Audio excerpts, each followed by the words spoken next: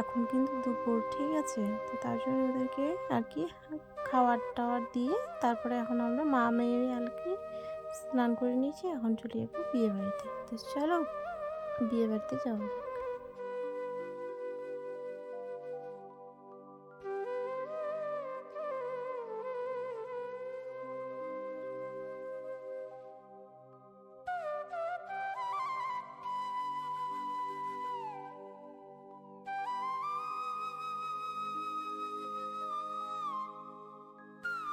Hello বন্ধুরা, যে যেখান থেকে দেখছো আশা করছি সবাই সুস্থ আছো ও ভালো আছো।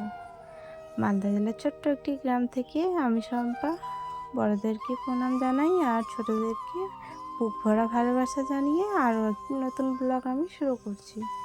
তো এটা হচ্ছে আমার একটা ভাস্তির আর কি বিয়ে হচ্ছে। তো চলো তোমাদের সাথে এই ব্লগটাই আমি শেয়ার করি। তো আমাদের গ্রামের পরিবেশে না এরকমই হয়।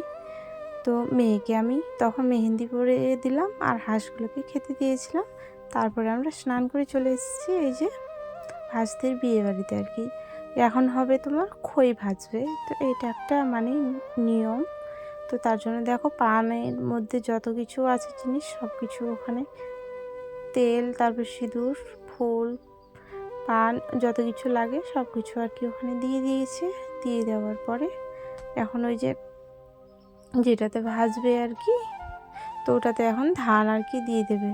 তো দেখো সবাই মিলে এক মুঠ করে আর কি ধান উঠাচ্ছে আর কপালে ঠেকিয়ে আর কি হাঁড়িটাতে আর কি দিয়ে দিচ্ছে। তো ওখানে খই ফুটবে, ফুটে তখন ওই খইগুলো আর কি ওর বিয়েতে আর কি কাজে লাগবে। তো আমাদের গ্রামের মধ্যে এরকমই হয়। আর ওর চোখে দেখো পান পাতা দিয়ে কিন্তু ঢাকানো আছে, যেন ও চোখ দিয়ে যেন দেখতে না পারে। তারপরে ওর মায়ের কোলে কিন্তু ও বসে আছে। তো এটা আমার নিজের ভাস্তি হবে। তো আমাকে তো আমি ক্যামেরা আর করতে পারছি না। তো ওদেরকেই দেখো, আজকের ভিডিওটা দেখো কেমন তোমাদের লাগে আর কি।